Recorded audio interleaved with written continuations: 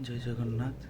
तो आज भिडियो में आपण डिस्टेंस कोर्स रे केमती पीजी करें ता रिलेटेड कहबी आउ कि जॉब कहबी टीचिंग जॉब भी कहबी आउ कि नॉन टीचिंग जॉब विषय भी कहबी। तो गोटे भिडियो आपण मैंने सब विषय जापर।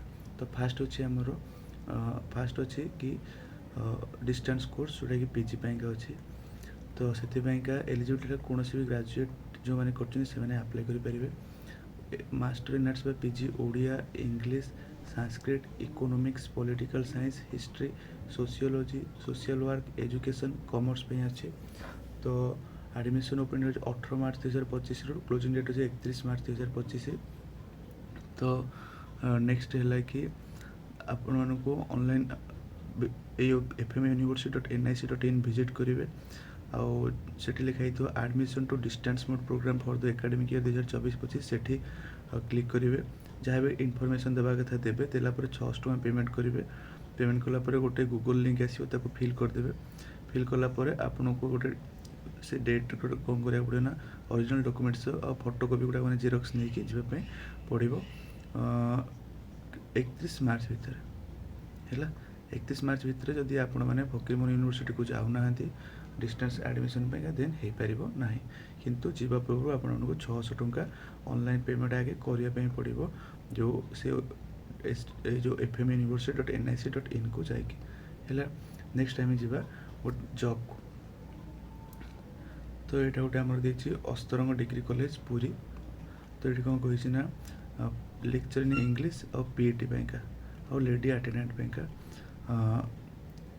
क्वालिफिकेशन कौन देखिए ना 55% पीजी एग्जाम रखी थे और पीईटी जो बीपेड कोर्स भी 55% रखी थे और लेडी अटेंडेंट जो मैंने मिनिमम 10th क्लास पास करते और से कौन करा पड़ो से सीवी करिकुलम भाइटेड धरिकी जावाई पड़ो 17 मार्च को सॉरी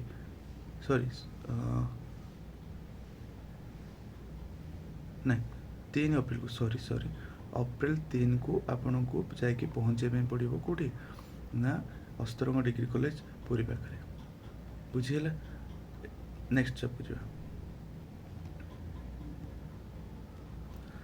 नेक्स्ट आमर अच्छी ओडिशा आदर्श विद्यालय पाइका पोस्टिंग। तो ओडिशा आदर्श विद्यालय पाइका पीजीटी पोस्टिंग अच्छे टीजीटी पोस्टिंग अच्छी ये 25,000 एटा 20,000 टका दरमा मिल। पीजीटी कौन अच्छे physics chemistry math biology TGT को मैथमेटिक्स साइंस संस्कृत पाइका वेरिफिकेशन हम के ना 26 मार्च को वेरिफिकेशन हम 26 मार्च 2025 को सकाल 8:30 रु ऑनवर्ड्स आपने जापर है। टीजीटी पाइका 20,000 दरमा TGT English Hindi Odia social science English computer science commerce एगुड़ाक अच्छी 28 मार्च एगेन 8:30 को हम। आपण मैंने समस्ते जो मैंने क्वालिफिकेशन तो जानी थे टीजीटी बीएड दरकार पीजीटी पाइका बीएड प्लस पीजी दरकार। यदि या बाद आपको किसी डाउट अच्छी देन आप कमेंट रे पचारि पारे कि सर या एक्सपीरियंस दरकार कि नहीं देन मुझे कहीदेवी। नेक्स्ट रिक्वायरमेंट को जावा। नेक्स्ट आमर आउट रिक्वायरमेंट अच्छी कौन ना आइंस्टाइन हायर सेकेंडरी स्कूल। तो यहाँ लेक्चर पोस्ट अच्छी physics chemistry math biology IT history political science sociology education economics English Odia computer आउ नॉन टीचिंग वाला भी हॉस्टल वार्डन अच्छे। नॉन टीचिंग वाला ध्यान दे शुणी था हॉस्टल वार्डन भी ये अच्छे। तो आपण मैंने कांटेक्ट करेंगे यही नंबर रे मुझे लिखी दूसरी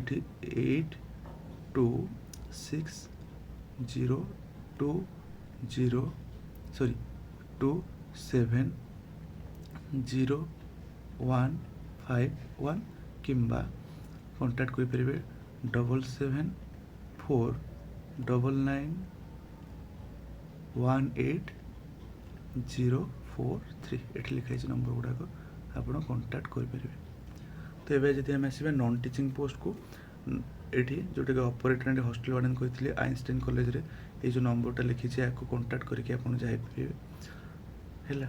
आउ गोटे अच्छी नॉन आउ जदि अलग जॉब कथा कहि जो मैंने किसी एत पाठ पढ़ी थे अल्प पाठ पढ़े तो से ये गोटे अच्छी ये नंबर जोगाजोग करेंगे ओडिसी रेस्टोरेंट ढाबा पहाड़ भुवनेश्वर मैनेजर पोस्ट पे अच्छे 18,000 दरमा, सुपरवाइजर पे 15,000, कैशियर कम 12,000। तो एमती अच्छी पोस्ट गुड़ा आप देखी दिंतु। तापर आ गोटे अच्छी तनिष्क टाटा प्रोडक्ट पे मेल ये अच्छे आमर एक्जिक्यूटिव गुटे कौन अच्छी कैशियर, सीनियर अकाउंटेंट, इलेक्ट्रिशियन, ये सब पोस्ट गुड़ाक अच्छे आप अप्लाई करेंगे। थैंक यू फ्रेंड्स, आज एगेन नुआ वीडियो को आस।